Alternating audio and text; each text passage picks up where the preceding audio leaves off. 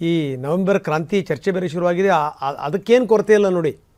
ಯಾರು ಬದಲಾಗ್ತಾರೆ, ಏನು ಎತ್ತ, ನಾಯಕರುಗಳು, ಚರ್ಚೆಗಳ ಮೇಲೆ ಚರ್ಚೆಗಳು, ಜನ ಸಾಯ್ತಾ ಇದ್ದಾರೆ. ಇನ್ನು ನವೆಂಬರ್ ಕ್ರಾಂತಿ ಚರ್ಚೆ ಸಂದರ್ಭದಲ್ಲಿ ಮತ್ತೊಂದು ಬೆಳವಣಿಗೆ ಆಗಿದೆ. ಈಗ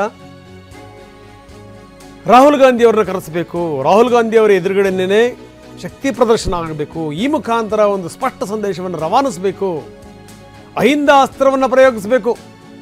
ಬೆಂಬಲಿಗರು ಸಿದ್ಧತೆ ಮಾಡ್ಕೊಂಡಿದ್ದಾರೆ. ನವೆಂಬರ್ 19ನೇ ತಾರೀಕು ರಾಹುಲ್ ಗಾಂಧಿ ಅವ್ರನ್ನ ಕರೀತಾರಂತೆ. ಅದೇ ದಿನ ದೊಡ್ಡ ಮಟ್ಟದಲ್ಲಿ ಅಹಿಂದ ಶಕ್ತಿ ಪ್ರದರ್ಶನ. ಯಾಕಂದರೆ ಆವತ್ತೇ ಹಾವನೂರು ವರದಿಗೆ 50 ವರ್ಷ ತುಂಬುತ್ತೆ. ಇಂಥ ಸಂದರ್ಭದಲ್ಲಿ ನೇರವಾಗಿ ಹೈಕಮಾಂಡ್ಗೆ ಒಂದು ಸಂದೇಶ ರವಾನೆ ಆಗಬೇಕು. ಸೊ ಈ ರೀತಿಯ ಪ್ಲಾನನ್ನು ಅಹಿಂದ ವೇದಿಕೆಯವರು ಮಾಡ್ಕೊಂಡಿದ್ದಾರೆ. ಬನ್ನಿ, ನಮ್ಮ ಪ್ರತಿನಿಧಿ ಸುನಿಲ್ ಈಗ ನಮ್ಮೊಂದಿಗೆ ನೇರ ಸಂಪರ್ಕದಲ್ಲಿದ್ದಾರೆ. ಸುನಿಲ್, ಭಾಳ ಗಮನಿಸಬೇಕಾದಂಥ ಸಂಗತಿ, ಎಷ್ಟರ ಮಟ್ಟಿಗೆ ಸ್ಥಿತಿಗತಿಗಳು ಏನಾಗ್ತಾ ಇದೆ ರಾಜ್ಯದಲ್ಲಿ ನಾವು ನೋಡ್ತಾ ಇದ್ದೀವಿ.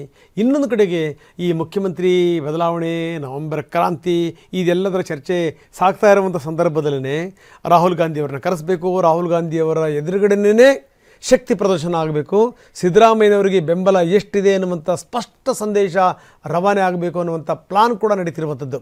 ಏನಿದು? ಖಂಡಿತ ರಂಗನಾಥ್, ರಾಜ್ಯ ಕಾಂಗ್ರೆಸ್ನಲ್ಲಿ ನವೆಂಬರ್ ಕ್ರಾಂತಿಯ ಕಿಚ್ಚು ಜೋರಾಗಿದೆ. ಅದರಲ್ಲೂ ಪ್ರಮುಖವಾಗಿ ಮುಖ್ಯಮಂತ್ರಿ ಬದಲಾವಣೆ, ಪವರ್ ಶೇರಿಂಗ್ ವಿಚಾರ ಸಾಕಷ್ಟು ಒಂದು ದೊಡ್ಡ ಚರ್ಚೆಗೂ ಕೂಡ ಗ್ರಾಸವಾಗಿದೆ. ಸಿದ್ದರಾಮಯ್ಯವರ ಪರ ಒಂದು ಕಡೆ ಡಿ ಕೆ ಶಿವಕುಮಾರ್ ಅವರ ಪರ ಅವರವರ ಬೆಂಬಲಿಗರು ಒಂದಷ್ಟು ಬ್ಯಾಟಿಂಗ್ ಕೂಡ ಮಾಡ್ತಾ ಇದ್ದಾರೆ. ಇದರ ನಡುವೆ ರಾಹುಲ್ ಗಾಂಧಿ ಅವರು ಇದೇ ನವೆಂಬರ್ 19ರಂದು ರಾಜ್ಯಕ್ಕೆ ಬರ್ತಾ ಇದ್ದಾರೆ. ಈ ಒಂದು ಸಂದರ್ಭದಲ್ಲಿ ಒಂದು ಅಹಿಂದ ಒಂದು ಶಕ್ತಿ ಪ್ರದರ್ಶನವನ್ನು ಮಾಡಬೇಕು, ಅಹಿಂದ ಅಸ್ತ್ರವನ್ನು ಪ್ರಯೋಗ ಮಾಡಬೇಕು ಅಂತೇಳಿ ಸಿದ್ದರಾಮಯ್ಯವರ ಪರವಾಗಿ ಅಹಿಂದ ಒಕ್ಕೂಟಗಳು ಒಂದು ಬೆನ್ನಿಗೆ ನಿಲ್ಲುವಂಥ ಕೆಲಸಕ್ಕೆ ಕೂಡ ಮುಂದಾಗಿದೆ.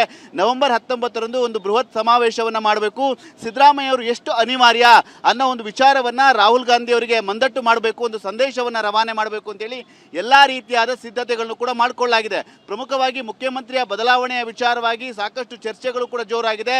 ನವೆಂಬರ್ 21ರ ನಂತರ ಮುಖ್ಯಮಂತ್ರಿ ಬದಲಾಗ್ತಾರೆ, ಮುಖ್ಯಮಂತ್ರಿ ಕೆಳಗಿಳಿತಾರೆ ಒಂದು ಸ್ಥಾನದಿಂದ ಅಂತ ಚರ್ಚೆಗಳು ದೊಡ್ಡ ಮಟ್ಟಿಗೆ ನಡೆಯುವಂತ ಸಂದರ್ಭದಲ್ಲಿ ಈ ಒಂದು ಅಹಿಂದ ಸಮಾವೇಶ ಸಾಕಷ್ಟು ಮಹತ್ವವನ್ನು ಕೂಡ ಪಡೆದುಕೊಂಡಿದೆ.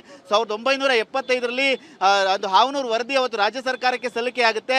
ಆ ಒಂದು ಹಿಂದುಳಿದ ವರ್ಗಗಳ ಒಂದು ಕಲ್ಯಾಣದ ಒಂದು ವಿಚಾರಕ್ಕೆ ಸಂಬಂಧಪಟ್ಟಂತೆ ಸಲ್ಲಿಕೆ ಆದಂತಹ ವರದಿ, ಆ ಒಂದು ವರದಿಗೆ 50 ವರ್ಷ ಪೂರೈಕೆ ಆದ ಹಿನ್ನೆಲೆಯಲ್ಲಿ ಅದಾ ಒಂದು ವಿಚಾರವನ್ನು ಮುಂದಿಟ್ಟುಕೊಂಡು ಒಂದು ಸಮಾವೇಶವನ್ನು ಕೂಡ ಮಾಡ್ತಾ ಇದ್ದಾರೆ.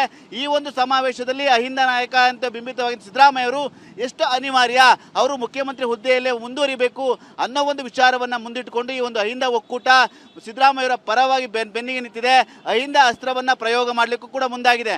ರಾಹುಲ್ ಗಾಂಧಿ ಅವರು ನವೆಂಬರ್ 19ಗೆ ಬಂದಂತ ಸಂದರ್ಭದಲ್ಲಿ ದೊಡ್ಡ ಒಂದು ಸುದ್ದಿ ಆಗಬೇಕು, ಒಂದು ಸಂದೇಶವನ್ನು ರವಾನೆ ಮಾಡಬೇಕು. ಈ ಒಂದು ಹಿಂದುಳಿದ ವರ್ಗಗಳ ಒಂದು ಸಮುದಾಯಗಳಿಗೆ ಮುಖ್ಯಮಂತ್ರಿಗಳು ಅನಿವಾರ್ಯ, ಸಿದ್ದರಾಮಯ್ಯ ಅವರು ಯಾವುದೇ ಕಾರಣಕ್ಕೂ ಮುಖ್ಯಮಂತ್ರಿ ಸ್ಥಾನ ಇಳಿಬಾರದು, ಮುಂದುವರಿಬೇಕು ಒಂದು ಸಂದೇಶವನ್ನು ಕೊಡಲಿಕ್ಕೆ ಎಲ್ಲಾ ರೀತಿಯಾದ ಸಿದ್ಧತೆಗಳು ನಡೀತಾ ಇರುವಂಥದ್ದು. ರಂಗನಾಥ್, ಓಕೆ, ಧನ್ಯವಾದ ತಮ್ಮೆಲ್ಲ ಮಾಹಿತಿಗೆ.